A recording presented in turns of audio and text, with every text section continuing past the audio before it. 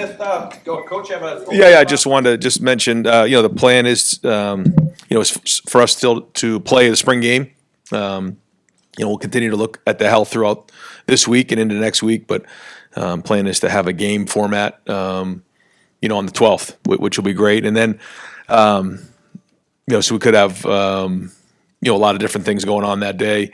After the spring game is our Saddle Up event, which is something that has been going on now. This will be our third year where it's a fundraising event here for NIL in the Woody, and it's actually a country concert that we've been putting on now. This will be the third year in a row. And just quickly, the story behind it is that when my family and I were on the Buckeye Cruise for Cancer a few years ago, we bid on North to Nashville, won the auction, and decided to do a concert here in the Woody. And every year it's gotten bigger and bigger. This year, Russell Dickerson and North to Nashville will both be playing. There'll be a lot of great events. Jack and Will and some of our former players, Donovan Jackson, Seth McLaughlin, they'll all be there as well. So it's a great night to not only celebrate the championship, but also raise money for NIL. So April 12th should be a great day here. All right. Thank you, Coach. Folks, we're going to keep them to one question because I got a lot of people wanting to ask questions. Owen up, Dave Biddle, 24/7. I was going to ask if he was going to sing at the. I can't ask too. Okay, I'll just. I was on stage last year, but no singing. Okay. Yeah, no, you don't want to hear me sing. I know you said many times that everybody has to lead their own way, but the quarterback has to be a leader. Everybody leads their own way. How is Julian as a leader so far? Yeah, he's finding his way, like you're saying. He's has credibility that he's building in the locker room, and you really do it three different ways. It's your character, who you are as a person. Julian's. Good man. He does things the right way, lives his life right off the field. And when he says he's going to do something, he does it. Connection, I think he spent time with the guys in the locker room and has built some of those connections with guys on the team. And then it comes down to competency. And that's where when you step on that field, you got to be in command. And I think the more you do it and the more consistent you get, the more confidence you have leading. When you're focused on just doing your job, it can take away a little bit from the leadership part of it. But I think he's getting more and more comfortable out there, and I think all the quarterbacks are. And every day you do that, you're able to, let your personality show and let your leadership show. But at the end of the day, the first thing they have to do is do their job, and then it goes from there. Stephen Means, Cleveland.com. I'm going to try to do a 10-man impersonation here. Two things. One, is the Caleb Downs running back thing still happening? And also, just a kind of a bigger thing, Syracuse and Colorado tried to do a joint spring game situation. As a person who's been in the NFL and seen the benefit of that, but also some of the cons of that, is that something you would ever be open to the idea of doing, whether it's a spring game or a joint practice? Yeah, Caleb at running back isn't something we're looking at right now this spring.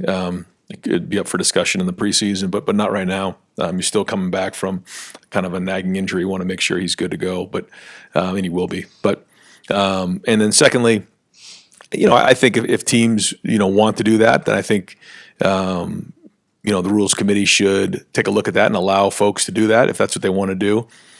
For us, I'd be concerned about the health, because when you practice, there's certain rules of engagement that have to happen. And so one of the things we really have to teach our players is how to practice. And, 7-on-7 teamwork, if we're not tackling people to the ground, what is the tempo? And you start talking about thud and different things, and we don't take side shots. And when, receivers are in the air, we don't take their legs out and do those types of things. I'd be very, very concerned with practicing against another team when the rules of engagement aren't clear, or you're not going against one of your teammates that you're trying to take care of. I think we all understand what that could be like, but when you're playing now a 16-game season, I feel like we need to do a little bit better job of making sure, especially with a 105-man roster, it looks like that we're headed towards here this summer. The health is one of the most important things we head into the preseason. So for me right now, it's not something that I would consider, but for those who want to do it, I think they should be able to. Joey Kaufman, Columbus Dispatch. Ryan, this year's staff has some more QCs and analysts than a little more than past years. Just wondering, now that you've changed the rule, the NCAA changed the rules about who can be involved in practice and on the field working with guys. Are those roles more valuable than in the past? Yeah, they have more of an impact because now they're all coaches, where in the past you just had the 10 coaches and then the graduate assistants. So, like you said, these guys can have more of an impact on the field. I look at the offensive line. We have 3 guys every day, chasing these guys around, and Tyler and Marcus and Coach Dickey. I mean, they're doing a great job. But in the past, it was really just the offensive line coach and a graduate assistant. Now, you're getting some 3 experienced guys every day working with the offensive line, working in recruiting. It can help in meetings. It splits up individual time, which is like really important out there, because everyone can coach on the field. So I think it's great, and our guys are certainly maximizing it, and I think our staff feels more engaged when they're actually able to make an impact on the field. Austin Ward, podcast. Ryan, how would you describe your satisfaction, your encouragement, your discouragement in the quarterbacks? It's 2 weeks. I know there's so far to go. Are they where they thought you'd be now? Are they ahead, behind? It depends on when you ask. I think, yeah. Right now, I guess, I remember when I was in the NFL, I'd listen to some of these scouts talk about players, and they never wanted to show their hand, so they'd make comments like mixed bag to the negative. That's the way I'd feel coming off the field today. But there's been really good progress in that room. All 3 of them, I can, recognize that there's been growth in all areas. And then there's other moments where they have 2 or 3 plays in a row that, I just, we all get frustrated, but we're going to keep coaching them and keep pushing them. I think that they have the right attitude. I think they have a growth mindset in that they come in every day and put the work in and the preparation in. They just need more and more reps. So we got to give it to them. And I think going into the spring, or at least coming off of last year, thinking about the spring, I felt like, boy, we really need to be smart about what we do this spring. Need to cut back on the spring, and then as you get into it and you realize, a lot of the new faces, I realize we need more and more reps. So, we're trying to do that as best we can, but also keeping the guys healthy. Today was a helmets practice. The next 3 this week will be padded. And a big part of that is learning how to practice with each other to keep guys healthy so we can get these guys more and more reps. And I think they just need more and more reps. But there's certainly growth there. We're certainly not where we need to be, but we're getting there. And Hope, Love Warriors. Yeah, and just in general, the whole team, 8 practices in, are there any players that have really stood out to you so far that have really made a move this spring? It's been good to watch CJ work and in sort of a new role. I think he's embraced it and doing a nice job. Arvell as well, is doing some really good things, and it's fun to watch as Coach Patricia and Coach Walton kind of put this puzzle together on the guys that we have. So I think both those guys have stood out. I like the way the other linebackers are running around, Peyton Pierce and Riley, TJ. It's been good to watch them. Jermaine is now out there, and you feel him every day. He's competitive along with Davison and the other corners. I think both Jalen and Malik have made a move at safety. I think that's been good. And Caleb right now, Caleb Downs has been practicing limited, so it's been good to get those guys in there. The running back room has been good. I think James. It's hard in the spring to evaluate running backs because we're not taking them to the ground really very often. So, but James looks good, and CJ and Bo, all 3 of those guys, and even Sam has done a nice job. So, again, hard to evaluate, but there's improvement there. The tight end room is deep as we thought it would be. There's a lot of growth there. Up front, I feel good right now, or feel solid interior. The development of the tackles is still something that's a work in progress. That I feel like we have what we need there, but there just needs to continue to get more and more reps and feel it. But there's definitely improvement there. And then at wideout, to me, we've got to do a really good job with the depth at wideout. I think at the top end, we're solid, but 4 through 6 has really got to come on for us. Tony German, Buckeye Huddle. Ryan, what are your 48 hours like after the first spring scrimmage when you've said in the past it feels like you're never going to win a game that season? And then just, what logistically, what are you doing? Well, the first thing that, it just depends on what kind of weekend you want to have. If you want to have a good weekend, you make a cut up of the 1s, then you watch the 2s, then you watch the 3s. If you don't want to have a good weekend, you just watch the 1s, 2s, and 3s in order of how they practice. And then it's a long weekend. It just depends on how you want to do that. But when you're going against each other in the spring, there's a lot of things to take into consideration. We're still installing some things, some guys in other places. But as spring goes on, typically what you see in the spring is what you see in the fall. I mean, it just kind of happens that way. So, we watch the film, we make adjustments, we make the corrections, and we move on. And that's the job of the coaches, but it's also the job of the players to continue to make corrections to get better. I know that seems like a little thing, but if you're continually making the same mistakes over and over again, you're not getting better. That's a problem. If you make mistakes, we get it, but you got to make those corrections. So we're in the middle of spring right now, halfway through, and a little bit more than halfway through, I guess, now. And so now we got to really see those guys make improvements. It's really important. If we're just kind of flatlining there, that's not a good sign. Matt Murphy, 24/7 Sports. Ryan, there's obviously a lot of discussion about the quarterbacks this offseason. When we talked to them, they said they kind of tune out that noise as much as possible. Is that a good preparation for whichever guy wins this job? He's going to have ups and downs. There's going to be conversation about his performance. Can that help kind of train them to tune that out, or however you want to phrase it? Yeah, they're going to have to be that way. You're not really used to it until you're in it. When you go through the recruiting process, everything is positive. There's really no negative. I guess maybe for somebody who may flip their decision or something, they may feel some negative pushback from like a fan base. But other than that, everything is positive. And then whether the young new guy, everything's positive. And then it can turn negative real quick. And so you have to, whether it's the positive feedback or the negative feedback, you can't let it affect you. And more importantly, you can't let your family get affected by it, because that's something that happens a lot is family members can start to get involved and start to feel a certain way. And so it's all something that we talk about in the recruiting process, that we have to continually, like you said, ignore some of the noise that's going on. And these guys, all three of them get along well, and it's good. And these are young guys, and you'd like to think that it'll be like Will did last year, who's an older guy, and he's 6'5", and he's been around for a while, and he was able to sustain throughout 16 games. But the truth is, when you look around the country, that doesn't always happen that way. So my guess is that we're going to need all three of these guys. And who knows where it's going to go? I don't have a crystal ball. But that relationship in that room is going to be important. And ultimately, that room has to be the best quarterback room in the country. That's the expectation at Ohio State. Noah Weisskopf, the Lantern. Ryan, a lot of people have talked about the impact Devon Sanchez might have right away.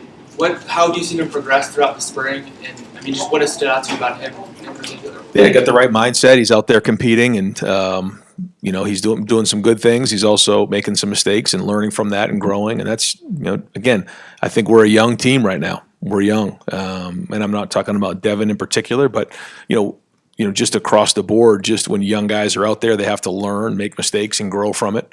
Learn how to take the last play and move on to work the next play. And I think Devin has the right mindset and just needs to continue to get reps under his belt and grow from it. But obviously, we all know he has the talent and has a bright future, and he's going to be a really good player here. Tom Taveri, WBNS. Coach, 2 weeks in, how much do things ramp up now? I mean, you've been cautious because of the 16-game season and whatever. And how far can you push it? Well, it got ramped up last week. I mean, it was very intense last week. We almost had to pull them back at one point. I mean, this is a group that likes to get after it. They're edgy. There was a point where we almost got a little bit too emotional at a couple of spots, but that's because these guys are fighting for positions, that's the way you want it as a coach. But it's ramped up. It's ramped up now. I think our coaches feel it. I think the players feel it. They know.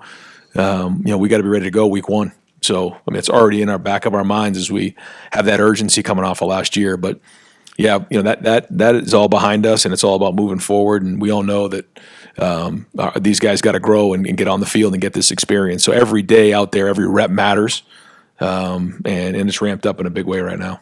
Dave Holmes, WSYX. Last year, Ryan, you had Will Howard at this time. You knew you had a veteran quarterback, an old guy. You kind of have the opposite this year. Have you had to adjust your patience, the way you grade these guys almost on a youth curve? Because, to compare them to Will a year ago is probably not fair. I think that's true, yeah.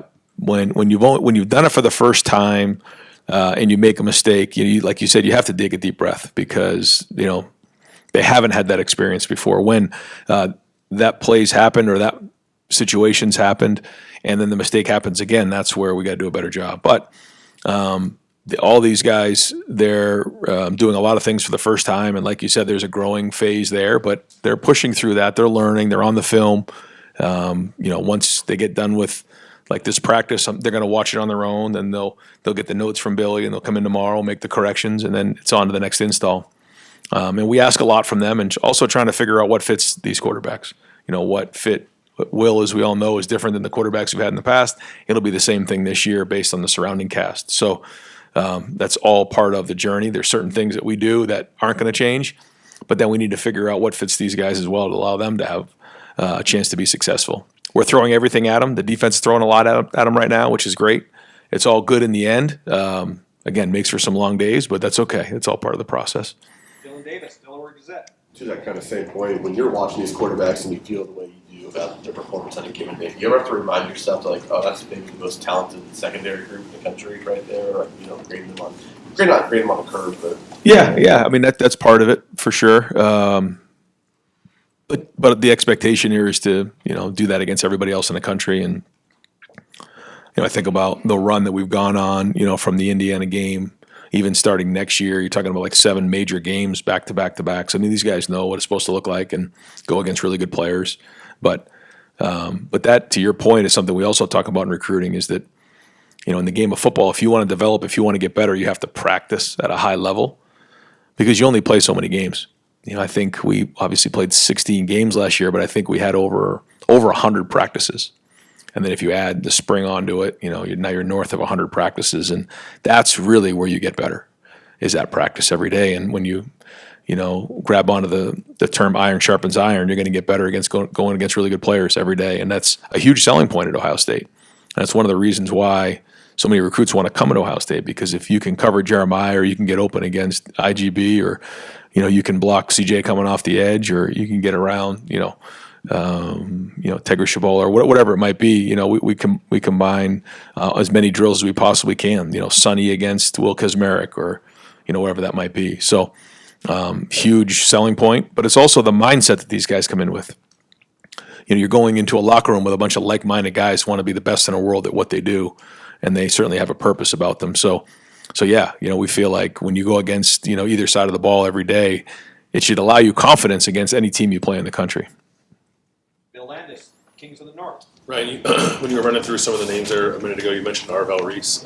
What specifically stood out about him this spring? Yeah, Arvell, when you just look at him physically, he's worked very hard to build up his body to get stronger, but his football IQ. He's played in some meaningful snaps, obviously coming off of last year. He's taken the next step. And sometimes after the season's over, it can only be a few weeks, but you come in with a different mindset as you start to move and your role changes within the team. I feel like that's happened for Arvell. I think it's been fun to watch as the defensive staff has worked to, figure out how to maximize his strengths. He has a lot of them, and he's got the right mindset. Bill Rabinowitz, Columbus Dispatch. Last year's offensive line issues gave you a lot of depth. You got a lot of guys back. How is it shaking out?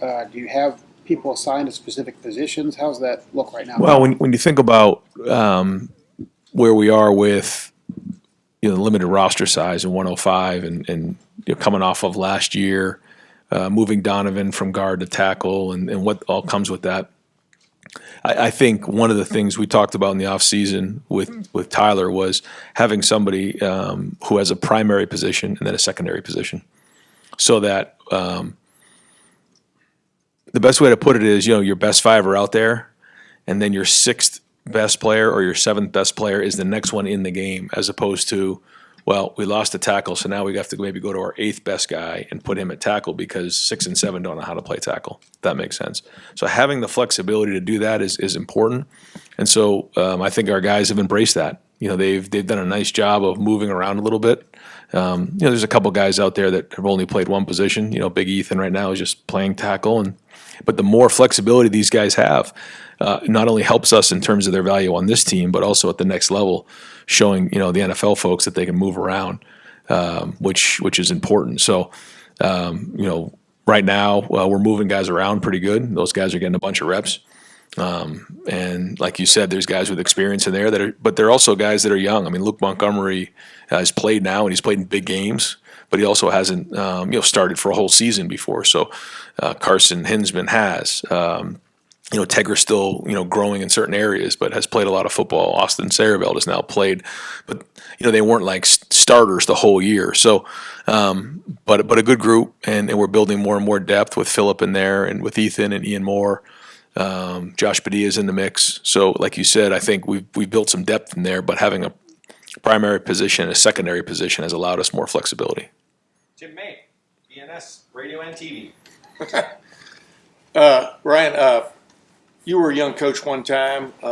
James Laurinaitis has sort of like learned how to be a coach through the year. What is the toughest part about learning how to run a room where you've got graduate students and you got, 202 students, and you got brand new students, rookies and stuff? How has he progressed in that regard of the teaching aspect of the game, and what's impressed you about him over the last couple of years? Yeah, making the transition from a player to a coach is not easy at all. And there's only a handful of really, very good players that have gone on to become very good coaches. Some certainly have, but when you're somebody like James who's played for a long time, you get a certain amount of credibility when you walk into a room. But playing and coaching is very different. Just the overall commitment to the hours you have to work, is one thing. How you communicate, you're completely out of control when the ball snapped, and understanding that it isn't what you know, it's what your players know. And it isn't giving them too much information, it's giving them the right information, allowing them to play fast. And then it's being organized with your thoughts, being organized for meetings, making sure you're prepared. And then it's the communication. When you're a player, you don't always have to be the best communicator. You just got to play when the ball snapped. So those are all things that you learn and you grow from, and a lot of it's experience. And when you get someone like James or Brian, who are very smart, they learn quickly. And those are two examples of guys who have done that. They've invested the time in to do it, and they've learned, each year how to grow as a coach. And one good thing about having former players is, for the most part, they're willing to take criticism too. Where coaches don't always do that. Sometimes, I always say, coaches are sometimes the most uncoachable players. I've heard that before, or coachable people. It's true. But, guys like James, guys like Brian are used to getting feedback consistently. So you can tell them what you see, and they grow from it and take the feedback. And I think both of them are excellent at that. Got time for just a couple more. Stefan Preissneek, Cleveland.com. You talked a few weeks ago about, the positions that you felt like maybe you could add some depth. Defensive line be one of those. Specifically at tackle, do you feel like some guys on that depth chart are starting to come along to where maybe you feel like you have more depth than you thought coming into this spring? We need those guys to step up. I think there's certain things that have been good, and there's certain things that have flashed. But every time we say the word flash, that means it's probably not consistent enough. The ability's there, so it's an area that we've got to continue now in the second half of spring to see a push out of that group. And final question, Spencer Holbrook, Letterman Row. Yeah, kind of in the same vein, but at edge, with CJ and Logan kind of getting two new guys in there, CJ in position, but do you feel like you have what you need at edge right now, and where do you see that group kind of go in the last 2 weeks? Yeah, I think that, with Caden Kenyatta, like you said, Logan, CJ playing there, and we're getting a decent pass rush right now, but we'll have to see over the next couple of weeks if we feel like it's enough to move into next year, but there's been good growth there. I've been impressed with Zion Grady as a young player. I think that if he can learn and grow and get better and not get caught up in being a freshman and kind of flatlining here and continue to get better in the second half of the spring, I think he can help us as a freshman, which would be great. So there's a lot of guys grinding in there, and hard to make an evaluation with so much install going on, but certainly these next couple weeks will be big. Coach, thank you very much. Thanks, guys.